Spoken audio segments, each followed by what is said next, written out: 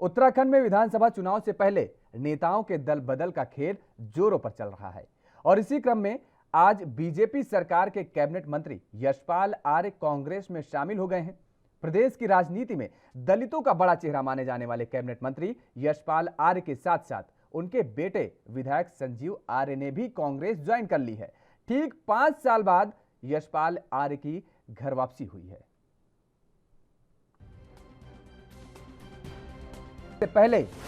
चुनाव से पहले बीजेपी को यह बड़ा झटका। कांग्रेस में शामिल हुए मंत्री यशपाल आर्य, गणेश गोदियाल और हरीश रावत भी दिल्ली में मौजूद। उत्तराखंड सरकार में मंत्री रहे यशपाल आर्य। 2016 में यशपाल आर्य ने भारतीय जनता पार्टी ज्वाइन की थी। 1989 में पहली बार खटीमा सीट से विधायक बने थे। 2 कांग्रेसी व 1 निर्दलीय भाजपा में पहले शामिल हो चुके हैं। उत्तराखंड में परंपरा बन गई है दल बदल की सियासत। उत्तराखंड में चुनाव से पहले बीजेपी को यह एक बड़ा झटका।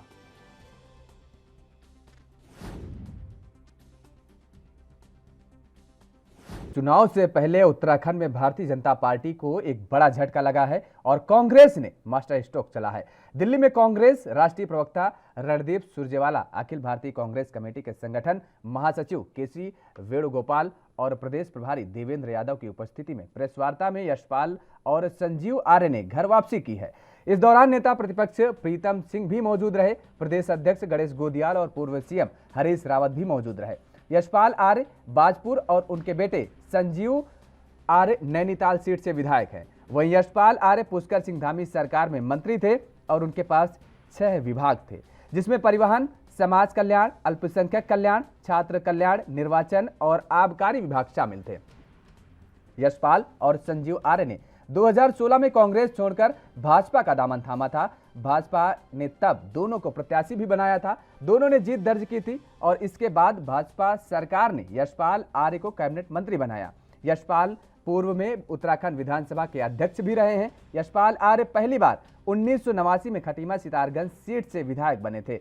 वह पहले भी काफी समय तक कांग्रेस पार्टी में रहे हैं। बता दें कि इससे पहले कांग्रेस विधायक राजकुमार व प्रीतम सिंह पंवार व निर्दलीय विधायक राम सिंह कैड़ा ने भाजपा का दामन थामा था। दरअसल उत्तराखंड में चुनाव से पहले दल बदल की सियासत एक परंपरा सी बन गई है। भाजपा ने पिछले 2 महीने में 3 विधायकों को पार्टी में शामिल करा लिया है और इसकी शुरुआत धनौल्टी से निर्दलीय विधायक प्रीतम पंवार से शुरू हुई थी, जिन्होंने 4.5 साल बाद अचानक भाजपा का दामन थाम लिया और इसके बाद पुरोला से कांग्रेस के टिकट पर चुनाव जीते राजकुमार ने भी भाजपा का दामन थाम लिया। विधायकी को लेकर उठे बवाल के बीच उन्होंने अपनी विधानसभा की सदस्यता से भी इस्तीफा दे दिया और इसके बाद 4 दिन पहले हेमताल सीट से निर्दलीय विधायक राम सिंह कैड़ा को भी भाजपा ने पार्टी में शामिल करवा लिया। लेकिन आज कांग्रेस ने एक मास्टर स्ट्रोक जड़ते हुए बीजेपी को बड़ा झटका दे दिया है। उत्तराखंड में जो कुछ क्षणों पहले तक सरकार में सबसे महत्वपूर्ण मंत्री थे, मैं थे कहूंगा क्योंकि उन्होंने अभी अभी इस्तीफा दिया है, आदरणीय यशपाल आर्य जी, और एक ऐसे नौजवान जिन्होंने अपने राजनीतिक जीवन का सफर आज राहुल गांधी जी से जुड़कर उनके साथ कंधे से कंधा, हाथ से हाथ मिलाकर आगे बढ़कर चलने का निर्णय लिया है। श्री संजीव आर्य जी जो एमएलए भी हैं। यशपाल आर्य जी किसी परिचय के मोहताज नहीं। प्रदेश कांग्रेस कमेटी के लंबे अरसे तक वो अध्यक्ष रहे। 6 बार से विधायक हैं, 2 बार उत्तर प्रदेश, 4 बार उत्तराखंड। वरिष्ठ मंत्री 1 से अधिक बार रहे।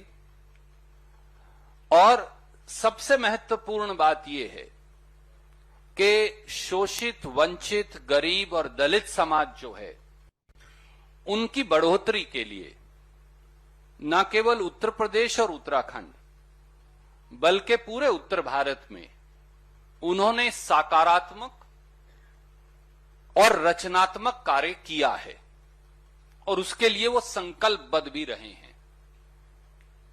और आज कांग्रेस के पूर्व अध्यक्ष, हम सब के नेता श्री राहुल गांधी जी से मिलकर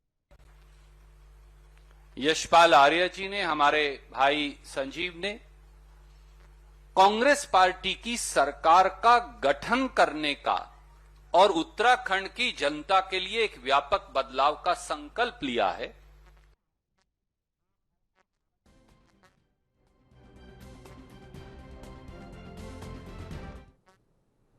और चर्चा करेंगे आज इसी मुद्दे पर कि उत्तराखंड में कांग्रेस ने जो मास्टर स्ट्रोक जड़ा है, क्या आने वाले विधानसभा चुनाव में कांग्रेस को बड़ा फायदा होने वाला है और कहीं ना कहीं भारतीय जनता पार्टी को नुकसान का सामना करना पड़ सकता है।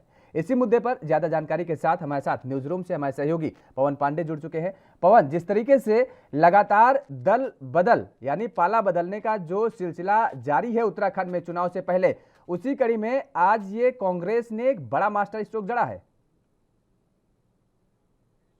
और क्योंकि चुनावी मौसम अब शुरू हो चुका है, विधानसभा चुनाव की तैयारियां अपने चरम पर है, ऐसे में उत्तराखंड का दौर चल रहा है। ऐसी तस्वीरें अक्सर ही आती हुई कांग्रेस ने एक तरीके से बड़ा झटका भी दिया है, क्योंकि कैबिनेट मिनिस्टर यशपाल आर्य को उन्होंने बीजेपी बुलाकर और अपने पाले में लाया। हालांकि उनकी गर्भावती कही जा रही है, क्योंकि वो वंचित आए थे और पिछले विधानसभा चुनाव से पहले उन्होंने बीजेपी का काम थामा था, लेकिन अब उन्हें ये मुख्य कहा है कि अब वो बीजेपी न रहकर कांग्रेस की ज्यादा दिमाग के साथ अपनी बात रख सकेंगे और अपने मुद्दों पर वो राजनीति कर सकेंगे। उसके साथ उनके पुत्र ने भी ये बारे उन्होंने भी पार्टी का दामन छोड़ दिया है और कांग्रेस का हाथ थाम दिया है। इस तरीके की अब ये जो तस्वीरें आ रही है ये आम हो जाएंगी और उत्तराखंड की राजनीति में ऐसा बता दिए गए, लेकिन इसके पीछे कई वजह हो सकती है। जब उसके सिद्धांत को मुख्यमंत्री बनाया गया था, उस वक्त कई दावेदार थे, कई लोग अपने मन में सपना पाले बैठे थे कि हमको इस तरीके का पद पर हम काबिज हो सकते हैं, और बहुत कई नाम उस वक्त आए थे। उनमें यशपाल आर्य का नाम भी सामने कहा था कि बीजेपी ने उस वक्त को डैमेज कर दिया, लेकिन अब क्योंकि रंगेरी बढ़ चुकी है और अब मंत्री पद या विधायक का पद कोई मायने नहीं रखता है, इसलिए लोग अब अपनी अपनी सहूलियत वाली पार्टी में जा रहे हैं। लगातार जिस तरीके से अटकलें जारी हैं कि अब काऊ भी कहीं ना कहीं भारतीय जनता पार्टी का दामन छोड़ सकते हैं और कांग्रेस में शामिल हो सकते हैं, इस वक्त की यह बड़ी खबर आई है। लगातार हमारे साथ पवन पांडे हमारे सहयोगी जो कि न्यूज रूम से जुड़े हुए हैं, और इसी के साथ केवल ढींगरा जी भी हमारे साथ जुड़ चुके हैं जो कि कांग्रेस का पक्ष रखेंगे। आपका बहुत बहुत स्वागत है केवल ढींगरा जी। वीरेंद्र सोलंकी जी हैं, भारतीय जनता पार्टी की तरफ से हैं, आपका भी बहुत बहुत स्वागत है। सबसे पहले आप ही के पास आएंगे पवन जी, जिस तरीके से जो खबर सामने आई है कि अभी तक जो पाला बदलने का सिलसिला लगातार जारी रहा, बीजेपी का अभी तक जिस तरीके से जो बयान बीजेपी की तरफ से आते रहे हैं कि कांग्रेस के तमाम सारे नेता छोड़ करके बीजेपी में शामिल होंगे, लेकिन अब तो पासा पलटता नजर आ रहा है।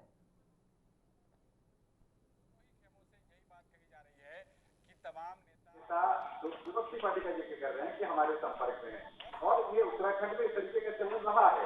तमाम नेता जो है वो एक दूसरे की पार्टी उनके संपर्क में रहते हैं। उमेश शर्मा काऊ की जिनकी आप बात कर रहे हैं, उनको लेकर भी जिस तरीके से प्रीतम सिंह जी ने कहा था कि हम तो उनके लिए पलक पावड़े भी बिछाने के लिए तैयार हैं और वो हमारे बहुत अच्छे मित्र रहे हैं, इस तरीके की बयानबाजी वहां होती रहती है। और आज जो गणेश गोदियाल ने कहा कि पुराने कांग्रेसियों की दम पर बीजेपी टिकी हुई है, दरअसल देखा जाए तो पहले तो कांग्रेस ही थी, इसके अलावा तो कुछ था ही नहीं। अगर बीजेपी के संस्थापक, आरएसएस की संस्थापक की बात की जाए तो वो भी पुराने कांग्रेसी रहे, लेकिन बात यह है कि अब विचारधारा और नैतिक मूल्यों को लेकर और साथ ही इसमें कुछ व्यक्तिगत स्वार्थ भी योगेश जी जुड़े हुए होते हैं। उनको लगता है कि ये हमारी मौजूदा पार्टी के साथ साबित नहीं हो सकते, हल नहीं हो सकते, तो वो दूसरी पार्टी की तरफ रुख करते हैं। बिल्कुल ठीक बात आपने कही। वीरेंद्र सोलंकी जी, आप ही के पास आएंगे। लगातार अब ये जो सिलसिला है, भारतीय जनता पार्टी के जो नेता हैं, यहां तक ये बड़ा सवाल, सबसे बड़ा सवाल तो यही उठता है कि यशपाल आर्य मंत्री रहते हुए, जो कि अभी हाल ही में उन्होंने मंत्री पद की शपथ ली और इतने कद्दावर दिग्गज नेता माने जाते हैं, उनका भारतीय जनता पार्टी से मोह भंग हो गया, कांग्रेस में शामिल हो गए, ठीक 5 साल बाद उनकी घर वापसी होती है, तो कहीं ना कहीं इस पूरे मामले को अगर देखा जाए तो अब सवाल तो ये उठना लाजमी है ना कि क्या भारतीय जनता पार्टी में वाकई में अंतर्कलह मची हुई है।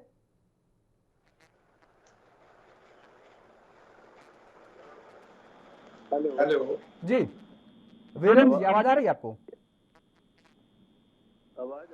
चलिए वीरेंद्र जी आपकी आवाज ठीक करवाते हैं और तब तक केवल ढींगरा जी आपके पास आएंगे।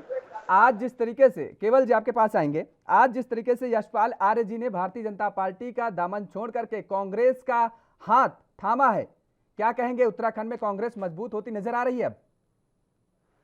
नहीं, देखिए, ना केवल उत्तराखंड बाकी पंजाब और यूपी और दो और स्टेट जो है वो सभी में बीजेपी में उथल पुथल मच रही है। योगी वर्सेस मोदी हो रहा है, योगी की मोदी के साथ फाइटिंग है, मोदी की योगी के साथ फाइटिंग है। सबको अपनी अपनी सीट की लड़ाई चल रही है और इस सीट को जीतने के लिए सभी लोग आपस में गुत्थम गुत्था हो रहे हैं बीजेपी के अंदर। जिसको बीजेपी के कार्यकर्ता या मिनिस्टर या दूसरे लोग सभी देख रहे हैं कि बीजेपी की फाइटिंग जो है वो इस कदर तक बढ़ चुकी है कि उस वजह से अब सभी लोग जो है बीजेपी से निकल के और कांग्रेस का हाथ थामना चाहते हैं। और जिस तरीके से यशपाल आर्य जी और जिस तरह से रायपुर के विधायक और जिस तरह से संजीव आर्य जी कांग्रेस के अंदर शामिल हो रहे हैं, इसी तरीके से और भी कई नेता जो कांग्रेस के अंदर शामिल हो रहे हैं, क्योंकि जो इन्होंने एक बवंडर रचाया था अच्छे दिनों का, वो बवंडर जो है वो टूट चुका है। लोगों को पता लग गया, आज महंगाई से लोग त्रस्त है। कोई भी ठीक ऐसा जो सिस्टम जो और आप बीजेपी ने बनाया था कि हम अच्छे दिन ठीक लोगों केवल के लिए ढींगरा जी, आपका यही कहना है कि लोग परेशान हैं और यही वजह है कि भारतीय जनता पार्टी का दामन छोड़ करके कांग्रेस में शामिल हो रहे हैं। और चर्चा को आगे बढ़ाएंगे, हमारे साथ दोनों मेहमान लगातार जुड़े हुए हैं। कांग्रेस ने जो आज मास्टर स्ट्रोक जड़ा है और उसी मुद्दे पर आज चर्चा हो रही है।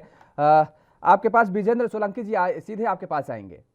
आज जिस तरीके से भारतीय जनता पार्टी का दामन छोड़ करके भारतीय जनता पार्टी के नेता कांग्रेस में शामिल हो रहे हैं और घर वापसी बताई जा रही है, ऐसे में आने वाले विधानसभा चुनाव को लेकर के भारतीय जनता पार्टी कितना बड़ा खतरा समझ रही है?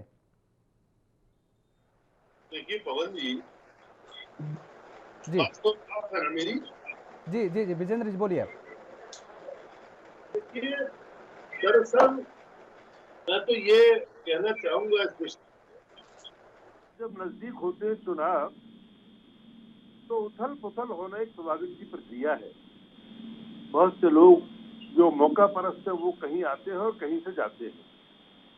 उसके साथ साथ मैं ये कहना चाहूंगा कि मैं नहीं समझ पा रहा, यशपाल जी बहुत सीनियर नेता है, मुझे तो लगता है कि उनका कदम ये उन्हें बहुत बड़ा आघात साबित होगा उनके लिए कि डूबते हुए जहाज में कोई भी सामान्य बुद्धि और विवेक वाला आदमी भी सफर करना पसंद नहीं करेगा जो जहाज डूब रहा है।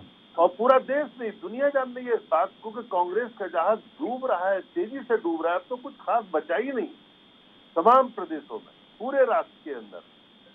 कहीं कहीं कुछ राज्यों में तो जीरो जैसे पश्चिम बंगाल इत्यादि है।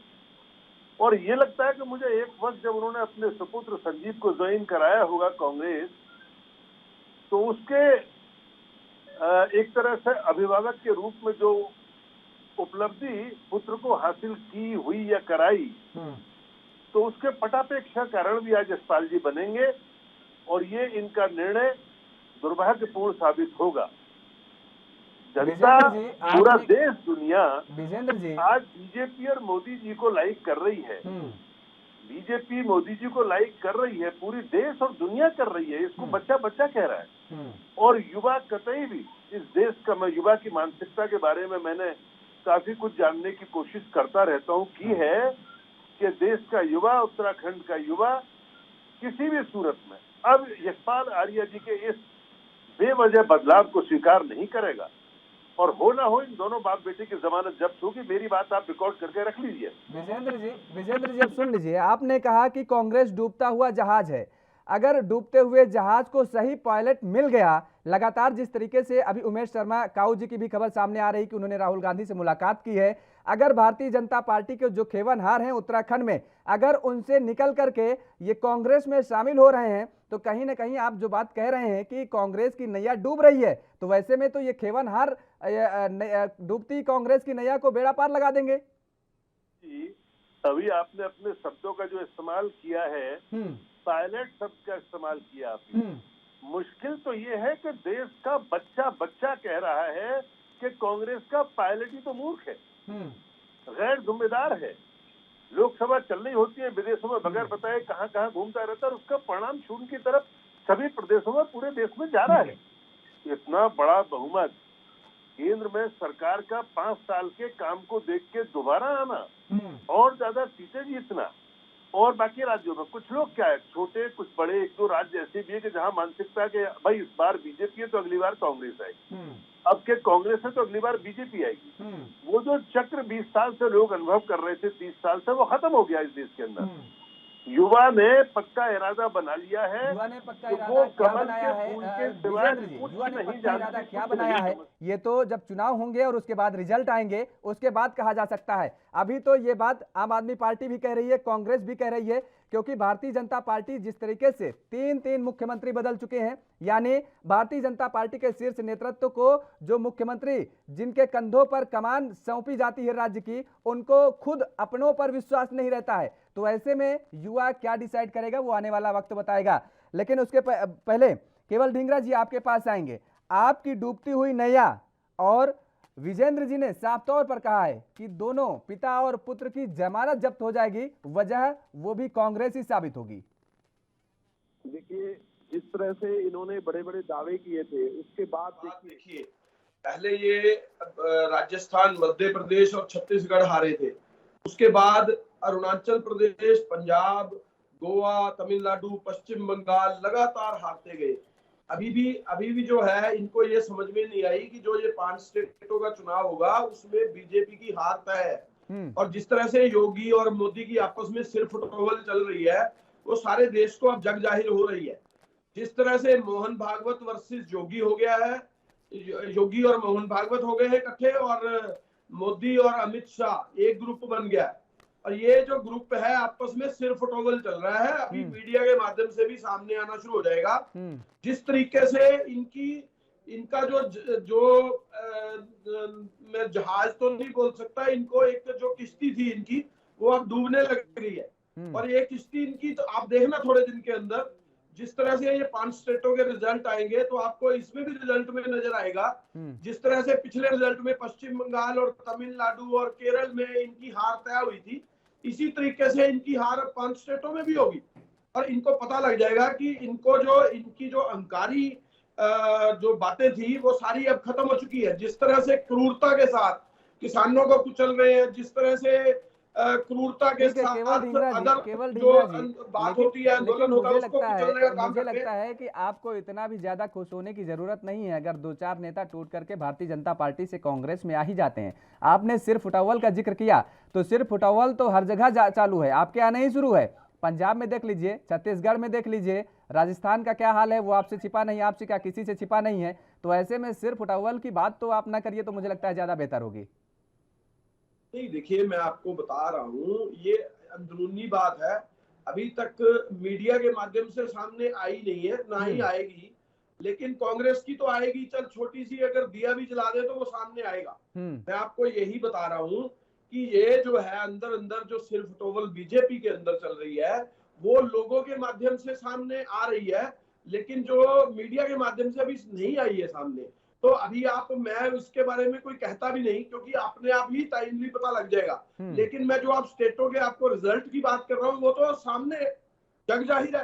आप बता दीजिए, पश्चिम बंगाल, केरला, तमिलनाडु में इनका क्या हुआ?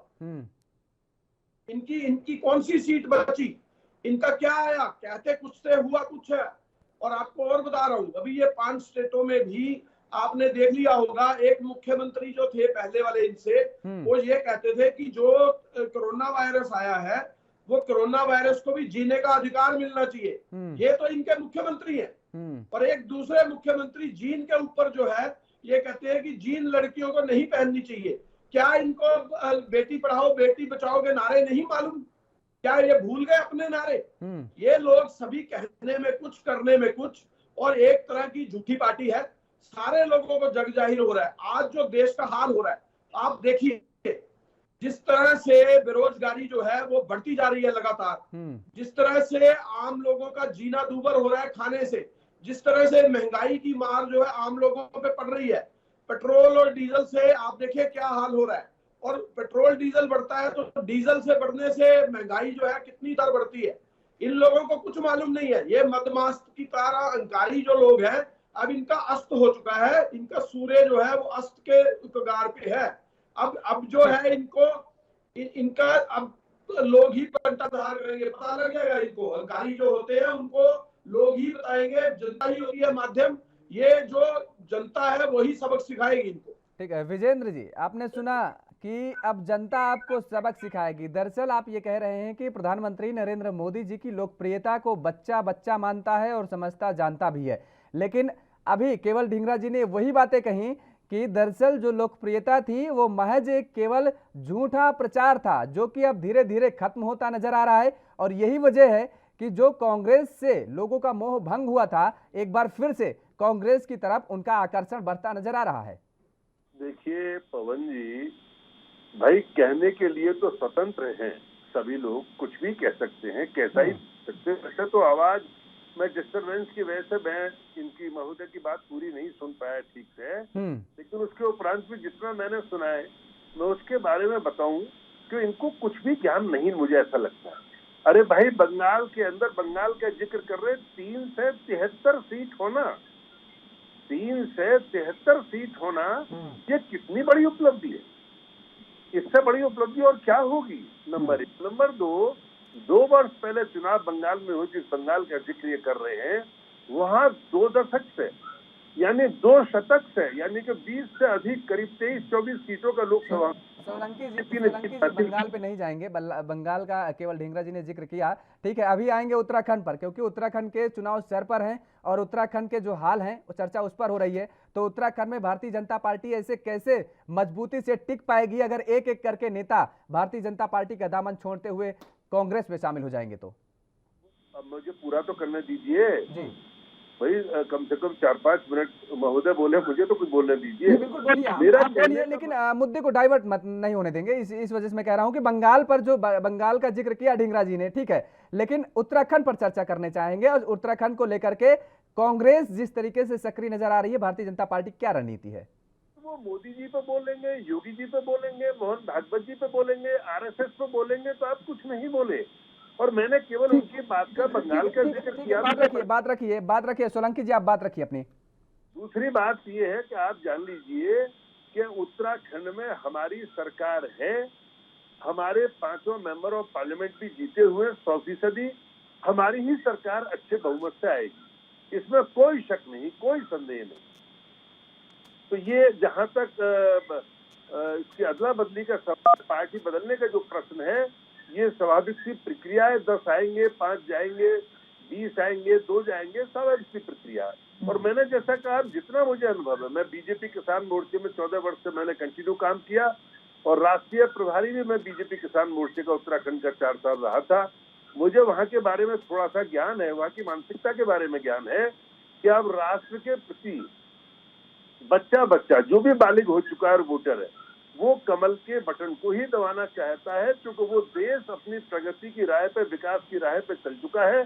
चाहे स्वच्छता का मामला हो देश में, चाहे उत्तराखंड में हो, चाहे शौचालय का मामला हो, जो सदियों से बिगड़ी हुई व्यवस्था थी वो पटरी पे आ गई है।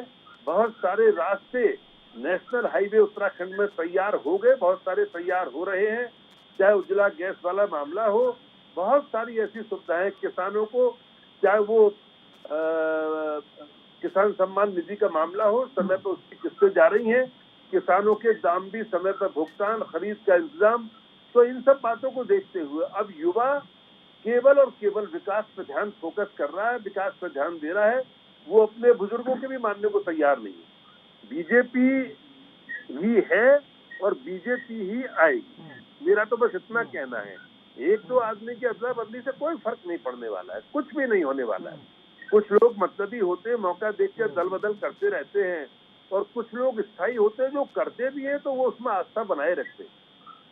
आज ये राष्ट्र भक्तों की किसी एक वहां केवल कौन कमांडर, कौन पायलट, केवल एक राहुल गांधी, सोनिया गांधी के सिवा है क्या, जो उनकी भाई ठीक से मालिश वालिश कर लेते हैं तरह तरह से, अनन्य तरीकों से। वो सब इस कुर्सी और कहीं कहीं इनको मौके मिल जाते हैं किसी चुनाव में, उपचुनाव में। बाकी पूरा देश जा चुका है। देखिए 80% देश की जनता केवल कमल के फूल बीजेपी के साथ है, क्योंकि कमल के फूल बीजेपी में कोई एक का, किसी का नेतृत्व नहीं होता, सामूहिक नेतृत्व होता है, कोई जात पात का हिसाब नहीं होता है, कोई छोटे बड़े का लेना देना नहीं होता है। इसलिए धीरे धीरे देश और देश के नागरिक जागरूक हुए हैं और ये जागरूकता तेजी से बढ़ रही है। आज जो कल और बढ़ जाएगी। और मैं समझता हूँ कि 80 नहीं 85-90% चुनाव तक लोग एकमत होंगे और इस दफे नए आंकड़ों के साथ में 2/3 मेजोरिटी के साथ में उत्तराखंड में बीजेपी की सरकार बनेगी, हर हाल में बनेगी, मेरा ऐसा दावा है। केवल ढींगरा जी, सीधे आपके पास आएंगे। आप दंभ तो भर रहे हैं कि आने वाले विधानसभा चुनाव में कांग्रेस सत्ता में आएगी, और अब एक एक करके आप जो दिग्गज नेता हैं जो कांग्रेस से भारतीय जनता पार्टी में शामिल हुए हैं वो उनकी घर वापसी कराएंगे। लेकिन जो हाल ही में नतीजे आए हैं, जो पिछले अगर विधानसभा में जो उपचुनाव हुए थे, वो चाहे साल्ट में जो चुनाव हुए थे उनका जिक्र करें, और चाहे अभी जिस तरीके से विजेंद्र सिंह भी इस बात का दावा कर रहे हैं कि दरअसल कांग्रेस डूबती हुई नैया है, वहां जो भी जाएगा वो डूब जाएगा। तो ऐसे में कैसे आप जो दम भर रहे हैं, क्या इन केवल जो बाहरी यानी आयात, एक बार कहेंगे कि आयात कर रहे हैं जिन नेताओं को, फिर से उन्हीं के सहारे 2022 विधानसभा चुनाव लड़ेंगे? नहीं, देखिए, कांग्रेस के कार्यकर्ता चुनाव लड़ते हैं और कांग्रेस के कार्यकर्ता बहुत उत्तरांचल के अंदर मजबूत है। और जिस तरीके से यशपाल आर्य जी पूर्व मंत्री थे, जिस तरह संजीव आर्य थे, वो कांग्रेस शामिल हो चुके कांग्रेस के अंदर। रायपुर के विधायक जो है वो राहुल गांधी जी से मुलाकात कर रहे हैं। इसी तरह से और भी कई नेता हैं जो कांग्रेस के अंदर आना चाहते हैं। पर लेकिन एक बात जरूर है, लोग भी भांप लेते हैं कि हवा किस तरफ चल रही है, और वो अपने आप घूमते हुए उसी तरफ को चलना शुरू कर देते हैं, ये भी पता लग जाता है। जिस समय जहाज डूबने लगता है तो जो चूहे होते हैं वो जहाज से निकल के भागते हैं। आप ये समझे कि भाजपा जो है ये डूबने लग रहा है और डे बाय डे डूबेगा। आपको बता रहा हूँ, पश्चिम बंगाल में दाढ़ी बढ़ाई थी मोदी जी ने और कितने बड़े बड़े दावे किए थे। सारा बीजेपी का पूरा मंत्रालय वहां बैठ गया था जाके, फिर भी हार गया वहां पे जाके। और ये दावे करते थे 240 पार, हरियाणा के अंदर 75 पार, दूसरी जगह पे 200 पार। कहीं दावे इनके सच्चे नहीं आए, कहीं इनकी बात पूरी नहीं हुई, फिर भी ये कहते हैं हम पता नहीं क्या कर रहे हैं। अभी इनको समझ में आ जाएगा, ये भी 5 स्टेटों के चुनाव है। ये तो माननीय जो बीजेपी के प्रवक्ता बैठे हैं, ये तो खुद ही बता रहे हैं मैं किसान नेता रहा हूँ। अरे जो किसान नेता रहा है तो इनको तो पता होगा किसानों की क्या हालत कर दी। 750 किसान जो है शहादत दे चुका सड़कों के ऊपर। इनको तो शर्म आनी चाहिए इस बात से कि सड़कों के ऊपर जो किसान शहादत दे रहा है। जब भी आपसे कोई बात की जाती है तो आप सीधे किसानों के मुद्दे पे ले आते हैं। ठीक है, समस्या किसानों के साथ है, किसानों के साथ आप खड़े हैं, आप ये बात कई बार कह चुके हैं और हर मंच पर यही बात कहते हैं। ठीक है, लेकिन भारतीय जनता पार्टी भी कहती है कि किसानों का एक धड़ा उनके साथ भी है, वो किसान हितैषी सरकार चला रहे हैं। कुछ लोग हैं जो बरगलाने का काम कर रहे हैं, लेकिन समस्या यहाँ पर यह है, देखिए आप भी आपकी पार्टी के अंदर से लगातार अगर भारतीय जनता पार्टी के नेता आ रहे हैं तो मुझे लगता है कि अभी कम नेता आए हैं। कांग्रेस छोड़ करके भारतीय जनता पार्टी में ज्यादा गए हैं। आप कहीं भी उठा के देख लीजिए, किसी भी राज्य की तुलना कर लीजिए, कहीं कभी, यहाँ तक कि राहुल गांधी के सबसे नजदीकी जो माने जाते थे नेता, वो तक पार्टी से उनका मोह भंग हो जाता है। तो ऐसे में आप ये कैसे कह सकते हैं कि वास्तव में भारतीय जनता पार्टी का अब जहाज डूब रहा है? हम किसी को पैसे देने का लालच नहीं देते और हम किसी के पैसे से खरीद फरोख्त नहीं करते हैं। हम किसी एमएलए को जहाज द्वारा उठा के किसी होटलों में बंद नहीं करते। हम जो है अपनी विचारधारा के बसें साथ तो आपकी चली थी, आपको याद नहीं है? आपको याद दिलाऊं क्या ढींगरा साहब, बसें तो आपकी भी चली थी और रिजॉर्ट में जाके उन बसों को रोका गया था। बसें तो आपकी भी लगी थी, भारतीय जनता पार्टी की बसें लगी थी, तो बसें तो आपकी भी चली हैं। हमारे ही एमएलए थे, हाँ, किसी और के एमएलए नहीं थे। तो डर तो था ना, डर तो सता रहा था ना, कहीं ना कहीं डर तो सता रहा था। मेरी बात सुनिए, एक मिनट मेरी बात सुनिए ना, ऐसे मत करिए योगेश जी। पहले आप ये देखिए, वो हमारे ही एमएलए थे जिनके लिए हमने बस चलाई। तो क्या गलत किया कि अपने एमएलए को इन आदमियों से जो किसी को लालच देते हैं, किसी को उठा के ले जाते हैं, किसी को जेल में बंद करने का काम करते हैं, इन लोगों से बचाया जाए। ये तो हम करेंगे ना कि नहीं करेंगे? आप बताइए योगेश जी, हम अपने आदमियों को बचाने का काम करेंगे या नहीं करेंगे, या इनके हाथ छोड़ देंगे कि जो मर्जी जिसको मर्जी खरीद ले, बोली लगवाएंगे क्या अपने एमएलए की? ये तो इन लोगों की विचारधारा है कि किसी को खरीद लो, किसी को उठा लो, किसी को जहाज में उठा लो, किसी को जाके वो दूसरी जगह अलग अलग स्टेटों में जाके होटलों में बंद कर दो। ये इनका काम है और सभी कांग्रेस के एमएलए को उठाया इन लोगों ने। इनको समझ आनी चाहिए। ये जो अहंकारी और जिस तरह के कांग्रेस मुक्त भारत की बात करते थे, आज ये बीजेपी मुक्त भारत होने लग रहा है। हम कभी दावा नहीं करते, हम विचारधारा के साथ चलते हैं। ये लोग मूर्खतापूर्ण बातें करते हैं। इन लोगों ने अपनी अपनी स्टेटों के अंदर, हर स्टेट के अंदर मूर्खतापूर्ण दावे कर रखे हैं। हरियाणा के अंदर पिछली बार में 75 पार के दावे किए थे इन्होंने, क्या आए? जब नहीं आए तो इनको रिजाइन देना चाहिए था। 40 सीटें आई कुल। फिर उसके बाद जेजेपी की काठी का इस्तेमाल करके उसको बना के जबरदस्ती सरकार बनाते हैं। गोवा के अंदर इनके एमएलए कम थे, सरकार तोड़ने के बाद, कांग्रेस के एमएलए खरीदने के बाद अपनी सरकार बनाते हैं। अरुणाचल के अंदर यही किया।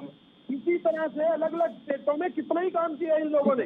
आप लोग इसके कारनामे देखो, ये पब्लिक सब जानती है, लोग सब जानते हैं। ये लोग पैसे के बल पे, नोटबंदी के अंदर दावा कुछ और था और पैसे लूटने का सिस्टम कुछ और था। ये जब इनकी कलई खुलेगी, ये बड़े बड़े नेता सारे जेल के अंदर जाएंगे। खोली कि 2022 में किसकी कहलाई खुलती है, आने वाला वक्त बताएगा विजेंद्र जी। लेकिन क्या वाकई में उत्तराखंड की सियासत की जो हवा है, जो बयार बह रही है, वो वाकई में अब बदलने लगी है क्या?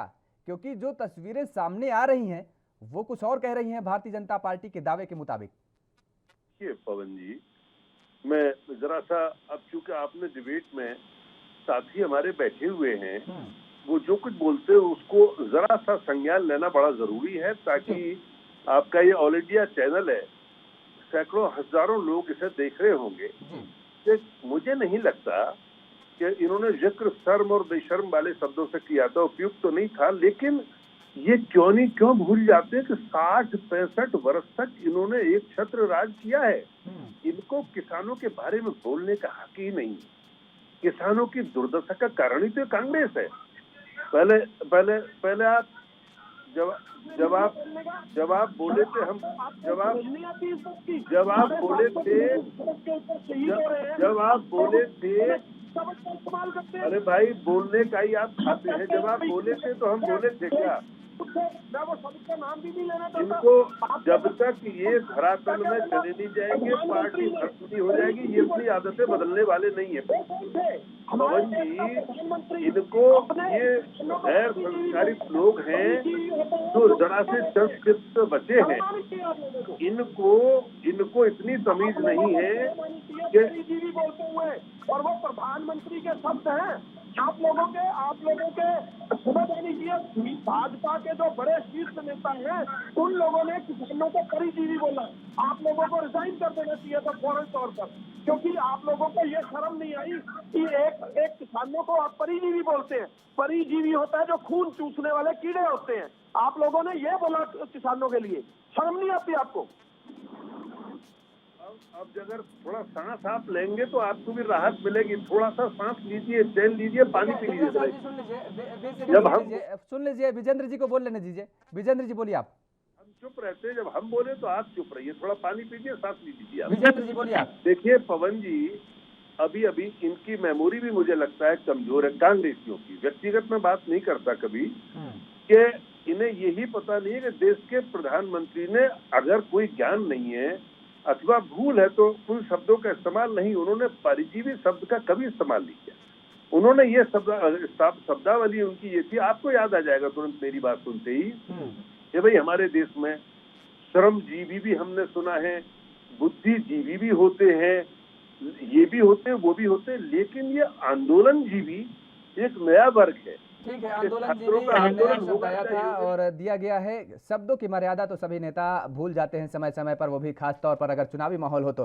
खैर, समय के अभाव के चलते आप दोनों मेहमानों को यहाँ पर रोकेंगे और दोनों मेहमानों का हमारे साथ जुड़ने के लिए बहुत बहुत शुक्रिया। तो अब उत्तराखंड के में जिस तरीके से भारतीय जनता पार्टी से नेताओं का मोह भंग हो रहा है और उनका जो आकर्षण बढ़ रहा है वो कांग्रेस की तरफ बढ़ रहा है, तो ऐसे में एक सवाल लाजमी है कि क्या वाकई में उत्तराखंड की सियासी हवा अब बदलती नजर आ रही है? ये आने वाला वक्त ही बताएगा।